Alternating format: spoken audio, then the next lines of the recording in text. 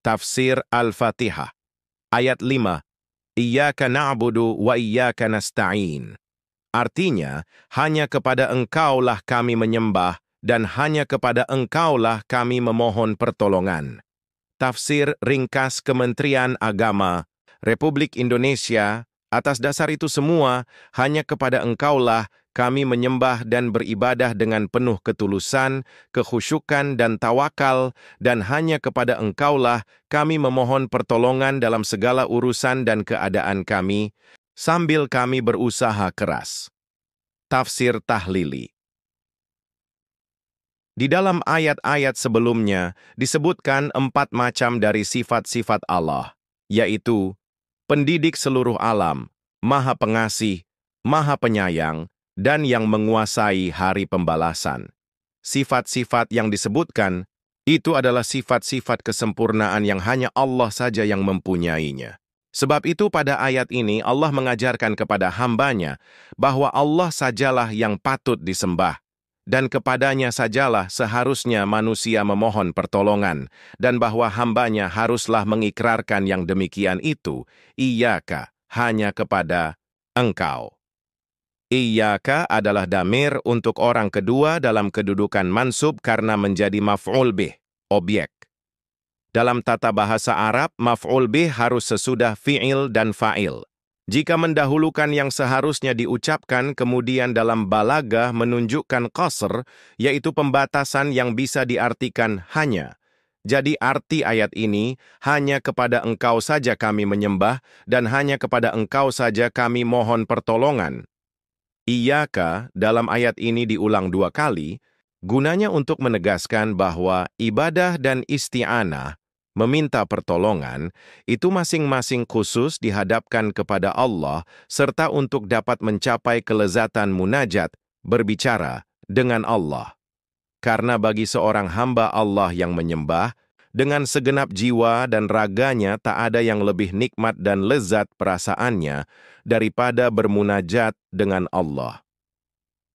Baik juga diketahui bahwa dengan memakai iyyaka itu berarti menghadapkan pembicaraan kepada Allah dengan maksud mengingat Allah, seakan-akan kita berada di hadapannya dan kepadanya diarahkan pembicaraan dengan khusyuk dan tawaduk. Seakan-akan kita berkata, Ya Allah, Zat yang wajibul wujud, yang bersifat dengan segala sifat kesempurnaan, yang menjaga dan memelihara seluruh alam, yang melimpahkan rahmat dan karunia-Nya dengan berlipat ganda, yang berkuasa di hari pembalasan, Engkau sajalah yang kami sembah, dan kepada Engkau sajalah kami minta pertolongan, karena hanya Engkau yang berhak disembah, dan hanya Engkau yang dapat menolong kami. Dengan cara seperti itu, orang akan lebih khusyuk dalam menyembah Allah dan lebih tergambar kepadanya kebesaran yang disembahnya itu. Inilah yang dimaksud oleh Rasulullah dengan sabdanya, "An ta'budallaha ka'annaka tarahu." Rawahul Bukhari wa Muslim an Umar bin Al-Khattab. Engkau menyembah Allah seakan-akan engkau melihatnya, riwayat Al-Bukhari dan Muslim dari Umar bin Al-Khattab.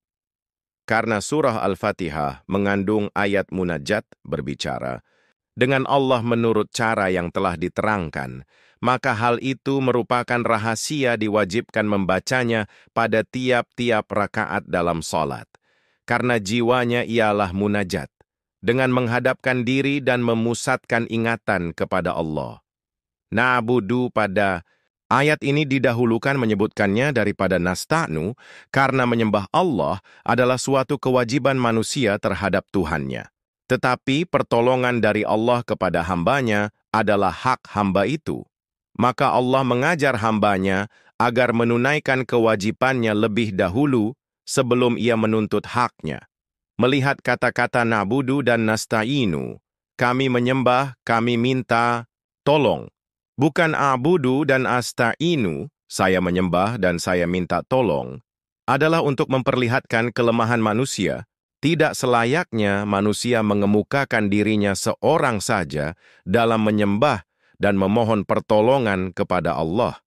Seakan-akan penunaian kewajiban beribadah dan permohonan pertolongan kepada Allah itu belum lagi sempurna, kecuali kalau dikerjakan bersama-sama. Kedudukan tauhid di dalam ibadah dan sebaliknya ibadah secara istilah ialah semua perkataan, perbuatan dan pikiran yang bertujuan untuk mencari ridha Allah. Arti ibadah sebagai disebutkan di atas ialah tunduk dan berserah diri kepada Allah yang disebabkan oleh kesadaran bahwa Allah yang menciptakan alam ini, yang menumbuhkan, yang mengembangkan, yang menjaga dan memelihara serta yang membawanya dari suatu keadaan kepada keadaan yang lain hingga tercapai kesempurnaannya. Tegasnya, ibadah itu timbulnya dari perasaan tauhid.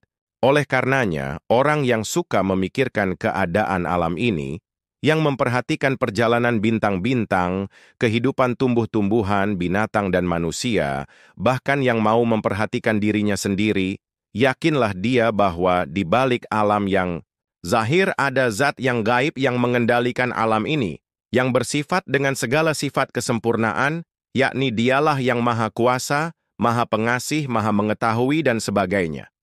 Maka tumbuhlah dalam sanubarinya perasaan bersyukur dan berutang, budi kepada zat yang maha kuasa, maha pengasih dan maha mengetahui itu.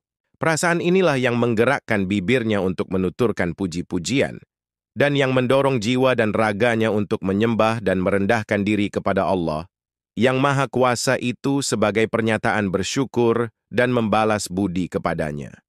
Tetapi, ada juga manusia yang tidak mau berpikir dan selanjutnya tidak sadar akan kebesaran dan kekuasaan Allah, sering melupakannya. Sebab itulah setiap agama mensyariatkan bermacam-macam ibadah, gunanya untuk mengingatkan manusia kepada kebesaran dan kekuasaan Allah. Dengan keterangan ini, terlihat bahwa tauhid dan ibadah itu saling mempengaruhi, dengan arti bahwa tauhid menumbuhkan ibadah, dan ibadah memupuk tauhid, pengaruh ibadah terhadap jiwa manusia. Tiap-tiap ibadah yang dikerjakan karena didorong oleh perasaan yang disebutkan itu, niscaya berpengaruh kepada tabiat dan budi pekerti orang yang melakukannya.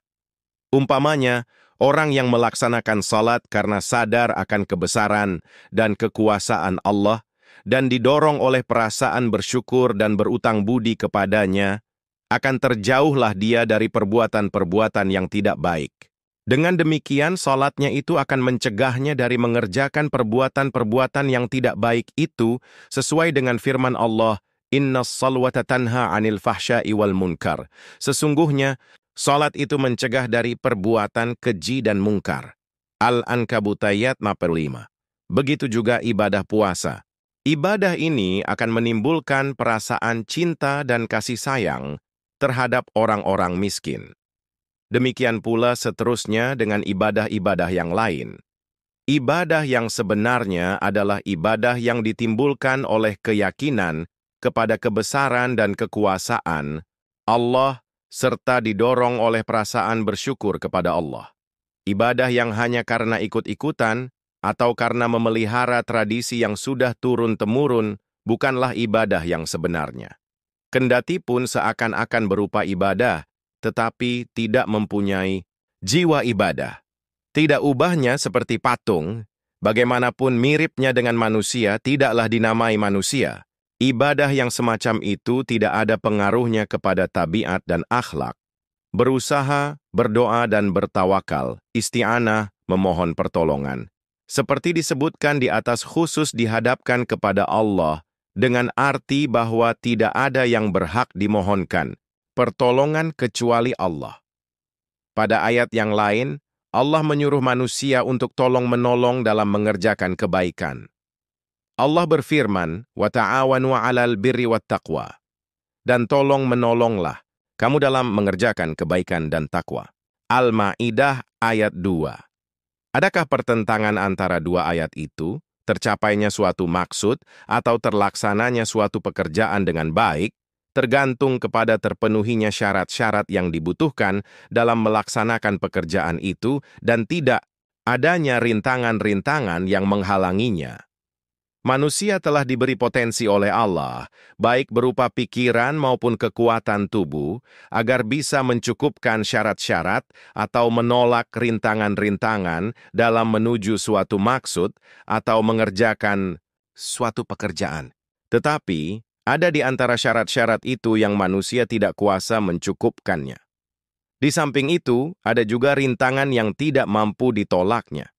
Begitu pula ada di antara syarat-syarat itu atau di antara halangan-halangan itu yang tidak dapat ada diketahui. Kendati pun menurut pikiran semua syarat yang diperlukan telah cukup, dan semua rintangan yang menghalangi telah berhasil diatasi, tetapi kadang-kadang hasil pekerjaan tidak seperti yang diharapkan.